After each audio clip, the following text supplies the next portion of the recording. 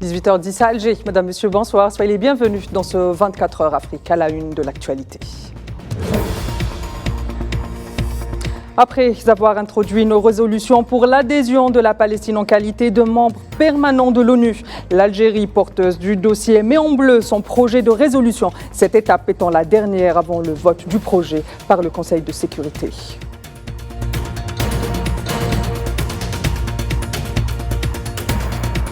Coup de théâtre en Libye, le représentant spécial du secrétaire général pour la Libye, chef de la mission d'appui des Nations Unies, Abdoulaye Bathily, jette l'éponge après 18 mois à son poste. La dette à Lakal Bathily quittera son poste n'a pas encore été précisée.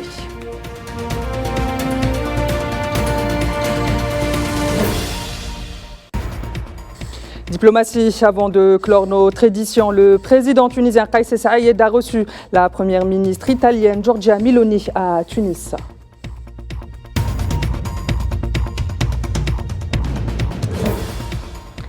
L'Algérie a procédé mardi à l'introduction et à la mise en bleu de son projet de résolution au Conseil de sécurité des Nations Unies, recommandant à l'Assemblée générale l'admission de l'État de la Palestine comme membre à part entière de l'ONU. Cette étape étant la dernière avant le vote du projet de résolution par les membres du Conseil de sécurité. Depuis le début du génocide à Gaza qui touche en ce 17 avril à son 174e jour, le bilan des morts est effrayant et dépasse les 33 000 martyrs selon les chiffres de l'ONU. 10 000 femmes sont mortes en martyrat à Gaza depuis le début de ce génocide sioniste le 7 octobre dernier. Pour sa part, l'UNICEF a indiqué que ce génocide a coûté la vie à 14 500 enfants palestiniens.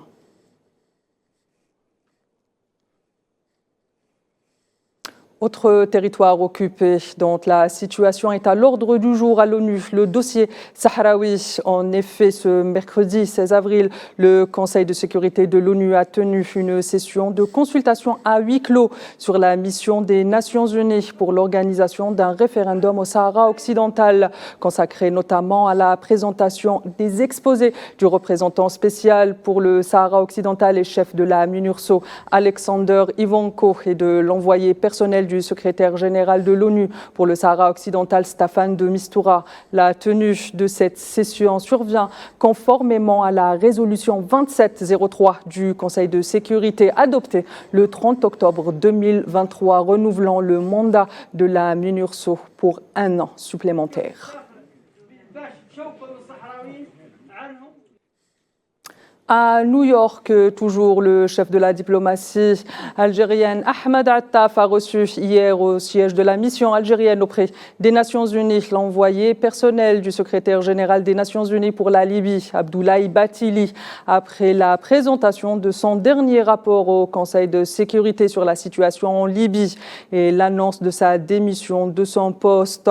Lors de cette rencontre, Attaf a salué les efforts initiés par Bathily au cours de son mandat pour contribuer au rapprochement des vues entre les parties libyennes et permettre à l'État frère de Libye de tourner la page des divergences.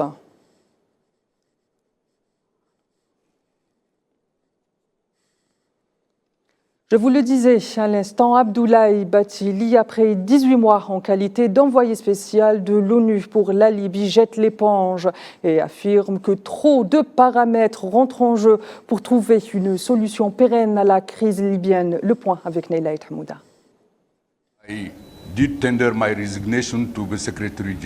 J'ai présenté ma démission au secrétaire général et je l'ai expliqué pour diverses raisons et bien sûr, c'est au secrétaire général d'en tirer les conclusions. Plus d'1 an et demi après sa nomination, Abdoulaye Bathily, l'émissaire de l'ONU pour la Libye, jette l'éponge. Il a été nommé à la tête de la mission des Nations Unies en Libye afin de contribuer à mettre le pays sur la voie des élections pour permettre au peuple libyen de décider de son propre avenir.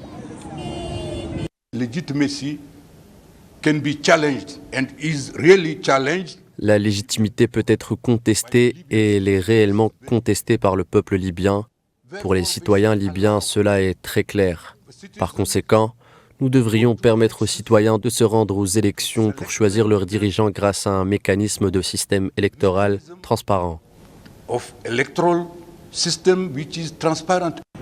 Cependant, les obstacles persistent et les ingérences étrangères ont sapé ses efforts et miné tout espoir de progrès significatif. While we were working on this, Pendant que nous travaillions sur cette initiative, une initiative parallèle est venue miner ce que nous faisions. Tant que cela continue, nous ne pouvons pas avancer. Je suis désolé car le peuple libyen mérite un meilleur leadership. better leadership. L'émissaire de l'ONU pour la Libye a ouvertement critiqué les dirigeants locaux pour leur manque d'engagement envers l'intérêt national, mettant ainsi en péril la stabilité du pays. My conviction is that so long as Ma conviction est que tant que la crise libyenne sera monopolisée par les dirigeants actuels comme un instrument pour trouver une solution, nous n'irons nulle part. group interests and individual interests. La mission d'Abdoulaye Bathily aura donc duré 18 mois. Il a occupé le poste d'envoyé des Nations Unies en Libye depuis septembre 2022, succédant à l'américaine Stephanie Williams. That would go away. UNSMIL has made La MANUL a déployé beaucoup d'efforts sous ma direction au cours des 18 derniers mois. Nous avons beaucoup interagi avec tous les Libyens. Cependant, nous avons constaté qu'au cours des derniers mois notamment, la situation s'est détériorée en Libye. particularly the situation has deteriorated in Libya. Parmi les raisons de sa détérioration invoquée par Bathily, un contexte géopolitique très instable. All the conflicts in the region today, Tous les conflits dans la région aujourd'hui ont un impact en Libye, que vous parliez de la crise en Ukraine, de la situation à Gaza, de la désintégration du Soudan et bien sûr de la situation sécuritaire au Sahel. and of course the ongoing security situation in the Sahel. En attendant de connaître le successeur de Bathily à la tête de la MANUL, la Libye s'engage de nouveau dans un terrain miné au détriment du seul peuple libyen. Et avec cette démission, Bathily est ainsi le 9e diplomate à claquer la porte de la MANUL. Bathily avait à plusieurs reprises exprimé son agacement quant aux agissements des partis pris en Libye, pointant du doigt non seulement ce qu'il qualifie de mauvaise foi, mais aussi les ingérences étrangères. Récit de Kherdin Batache. Le représentant spécial du secrétaire général de l'ONU pour la Libye, Abdoulaye Bathily, a fini par jeter l'éponge, regrettant, je cite, la détérioration de la situation dans le pays, le manque de volonté politique et de bonne foi des dirigeants libyens qui semblent satisfaits de l'impasse actuelle. Nommé à ce poste en septembre 2022 après la fin de mission de Stephanie Williams, Bathily avait donné le ton de son mandat, affirmant que seule la volonté politique des dirigeants libyens à parvenir à la tenue d'un scrutin libre et transparent permettrait de sortir de la transition fragile du pays, mais surtout de l'imbroglio constitutionnel dans lequel il était plongé depuis mars 2022. En août 2023 déjà, Abdoulaye Bathily n'avait pas mâché ses mots, exigeant des actes de l'ensemble des parties libyennes en appelant à leur responsabilité politique et morale. La même année, Bathily s'était même étonné de la tenue d'une rencontre dans une ville marocaine qui visait un découpage administratif en Libye, affirmant qu'il n'en était pas au courant.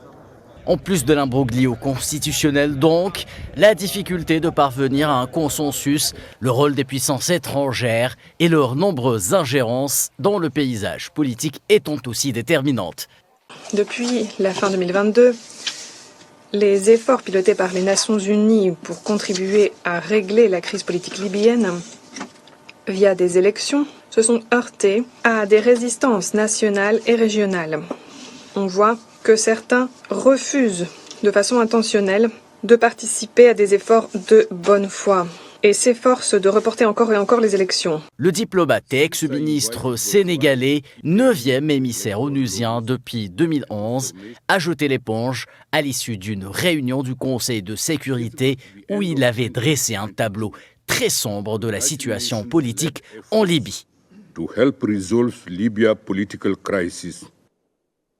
Et à la suite de cette démission, le secrétaire général de l'ONU, Antonio Guterres, a exprimé sa reconnaissance envers son représentant spécial pour la Libye et chef de la mission d'appui des Nations Unies, Abdoulaye Bathily, après que ce dernier, comme vous le savez, démissionné de son poste, affirmant sa reconnaissance pour sa direction de l'Amennoul et pour ses efforts incessables en vue de rétablir la paix et la stabilité en Libye. Par ailleurs, Antonio Guterres a réitéré l'engagement des Nations Unies à continuer de soutenir le processus politique mené et contrôlé par les Libyens. À noter que la date à laquelle Bathily quittera son poste n'a pas encore été donnée.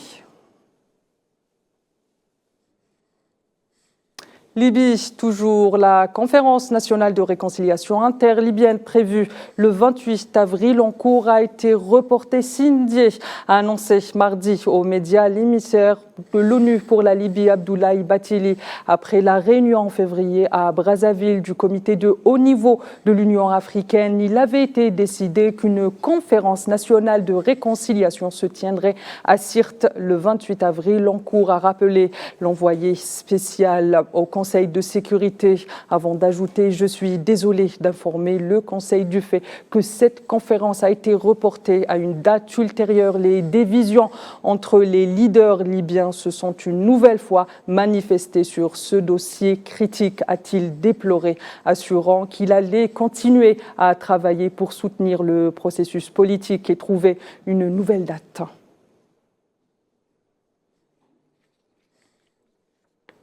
La première ministre italienne Giorgia Meloni a entamé mercredi sa 4e visite en moins d'un an en Tunisie pour examiner de nouveau les opportunités de développer les relations bilatérales. Selon les médias italiens, Meloni, accompagnée d'une délégation comprenant notamment le ministre de l'Intérieur Matteo Piantedosi, aura également à examiner avec les autorités tunisiennes la question de la lutte contre l'immigration clandestine. Les autorités tunisiennes jugent de leur côté dérisoires les aides du gouvernement italien et de l'Union européenne pour lutter contre ce fléau grave et complexe. Par ailleurs, Giorgia Meloni a été reçue par le président tunisien Kais Saied.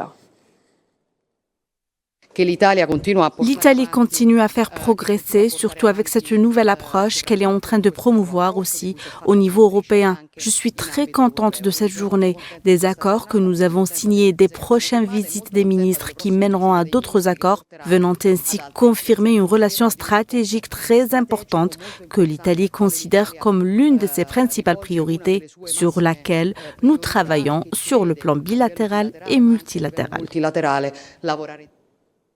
Au Nigeria, l'armée de l'air a annoncé avoir éliminé au moins 30 terroristes lors d'un récent raid sur les rives du lac Tchad, signalant que des frappes de précision ont touché le repère des terroristes dans le village de Koleram, dans l'état du Borno, nord-est du Nigeria. Selon le porte-parole de l'armée de l'air, l'opération a été un succès significatif, ajoutant que de nombreux véhicules, motos et moyens logistiques ont également été détruits, réduisant sévèrement les capacités opérationnelles des terroristes.